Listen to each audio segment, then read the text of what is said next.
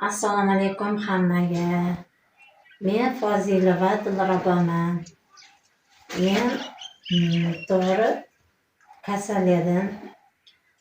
Yon atrofdagilarga muhtoj edim. O'shalar muhtojlik bilan yotar edim.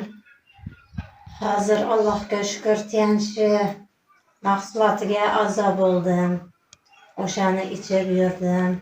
Undan avval qo'ldorilar olardim. Больницada har 2 haftada Toshkentda yangi tashmida yotardim. Har 2 haftada. U menga foyda bermadi. Qaytamga battar bo'lsa bo'ldim.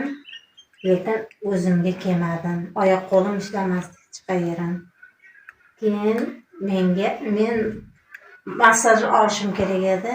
Massaj oladigan Aziz opam bor. O'sha Aziz opam men tanishiga a'zo bo'lganman, siz shuni olsangiz yaxshi bo'lib ketasiz dedi. Keyin men o'shanga a'zo bo'ldim, Allohga shukr. O'shani olib men ichdim. 3 oy davomida ichdim, yaxshi bo'ldim. Men shu darajaga yetdim, bir marta massaj oldim, to'g'ri. Keyin shu bilan men shu o'tiradigan ahvolga keldim. Oldin yotar edim men.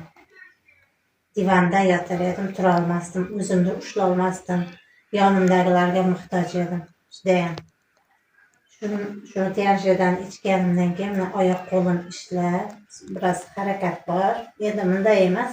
Endi harakat bor. Mana o'zim ovqatim yeyman, ichaman, o'tkazib qo'ysa, unda ham yonimdagilar o'tkazib qo'ysa yeyman. Oldin o'tira olmasdim, boshimni ushlay olmasdim. Mana kraskaga umuman o'tira olmasdim. Mana qo'lim ba'zi bir sababga ko'ra operatsiya bo'lgan, to'g'ri o'ta tarafdan. Qo'limni ko'tarolmayman, ko'ryapsizlar. Xuddi shunaqa edim. Qo'lim yaxshi ko'taraman. Hozir yaxshi bo'ldim. Endi Xudo xolasa operatsiyam Xudo xohlasa bitsa, bunisi ham ishlab ketadi.